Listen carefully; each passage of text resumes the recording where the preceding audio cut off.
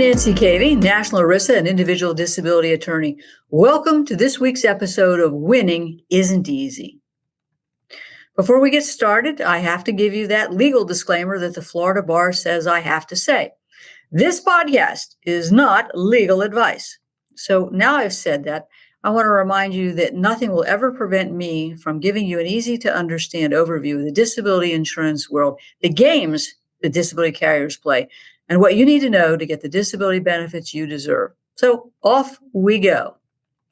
Today, I'm going to be exploring a number of medical disorders that can have a severe impact on brain health and how that can translate into a disability insurance claim. Obviously, brain and mental health are both vital to our well-being, but often disability carriers don't make it easy for you to get the benefits you deserve. And I'm going to talk about three specific topics: cluster headaches and an ERISA disability insurance claim, post-stroke cognitive impairment and an ERISA disability claim, and REM sleep disorders, dementia, Parkinson's, and your ERISA disability claim. Got it? Let's take a quick break. Have you been robbed of your peace of mind from your disability insurance carrier? You owe it to yourself to get a copy of Robbed of Your Peace of Mind, which provides you with everything you need to know about the long-term disability claim process. Request your free copy of the book at caveylaw.com today. Welcome back to Winning Isn't Easy. Let's talk about cluster headaches and your ERISA disability claim. Now, you may have purchased a disability policy through your employer or are covered under an employer-sponsored disability plan. You never thought you'd have to file a claim for disability benefits, particularly for cluster headaches. When we have a cluster disability headache claim, we start out with the disability insurance policy or plan. There is no uniform definition of disability, and each policy is different as to how they define it. And so that's the key, in my view, in starting to determine whether or not we've got a claim and how to submit a winning claim or deal with a denial or termination. But before we move on, let's talk first about what a cluster headache is. It's a severe form of primary neurovascular headaches that are characterized by pain that will occur on just one side of the head, behind the eye, or at the temple. That pain has been described as excruciating, searing, burning, stabbing, and it's one of the most painful forms of a headache. There are two types of cluster headaches, and your medical records should be clearly defining which one you have and the symptoms that you have. So there is the episodic cluster headache, and they're generally characterized by 1 to 4 short headaches every day that can last 15 minutes to 120 minutes at a time. These episodes can last weeks or months, and then you can be pain-free or in remission for even months.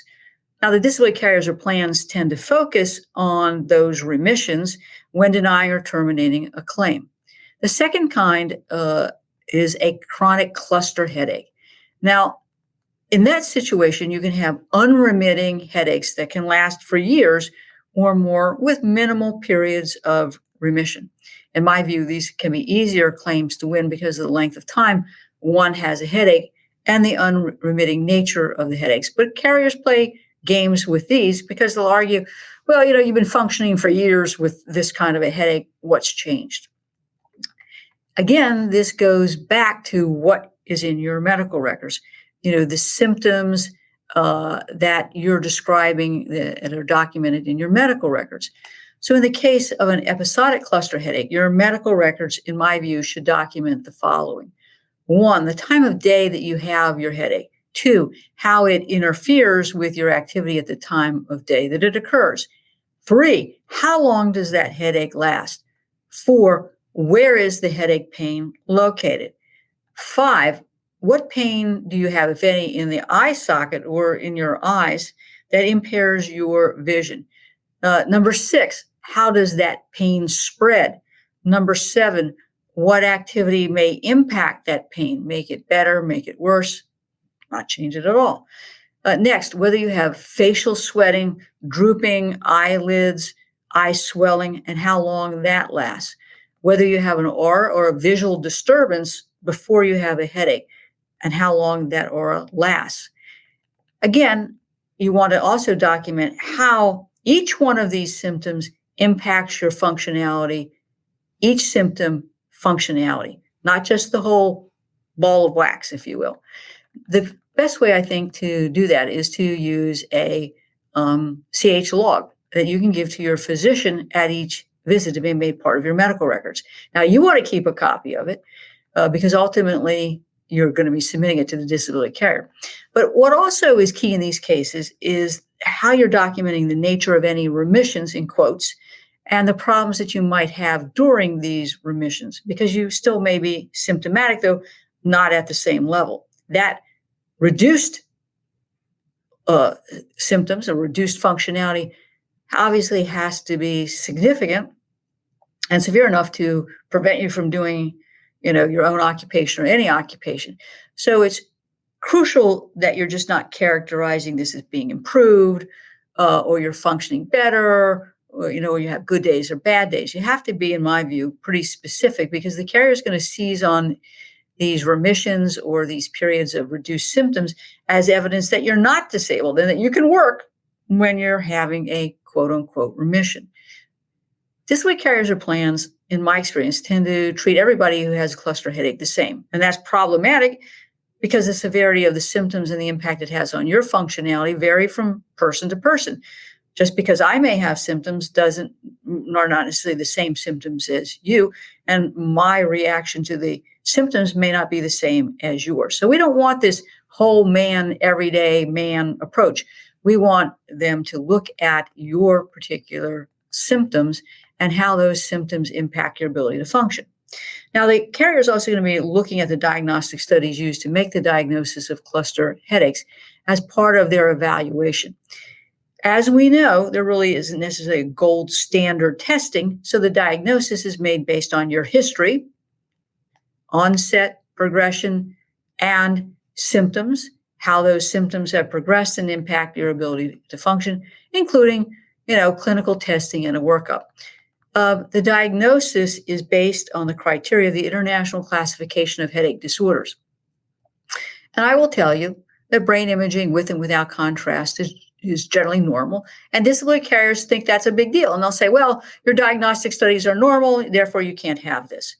The cause of the pain is thought to be due to the dilation of blood vessels that create pressure on the trigeminal nerve. And there are PET scans that can show the activity in the hypothalamus that is thought to be the cause of CH. So it might be appropriate for you to have a PET scan, particularly if the disability carrier or plan is denying the diagnosis.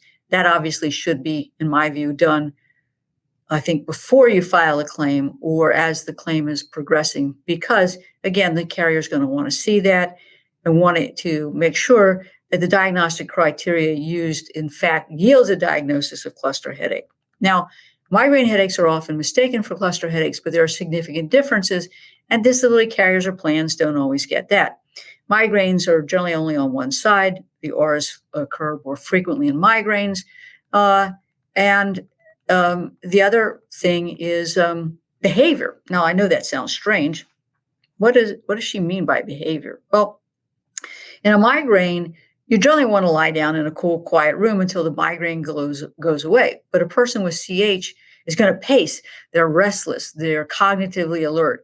And so your records, again, are crucial in terms of how you're documenting your symptoms, the diagnosis, the basis of that diagnosis, because we don't want the carrier to get all hung up, if you will, about the diagnosis. But the other game they're going to be playing is looking at your medical records for treatment recommendations.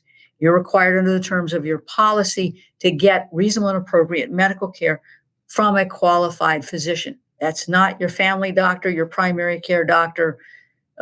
It's not an orthopedist. It could be a pain management doctor. It could be a neurologist. But I'm looking for treatment from a migraine or a CH specialist. Now, as we know, treatment can vary from person to person. But the disability carrier takes this cookie cutter approach to what to expect in terms of treatment. So what will they expect that you have undergone as they're looking at your medical records?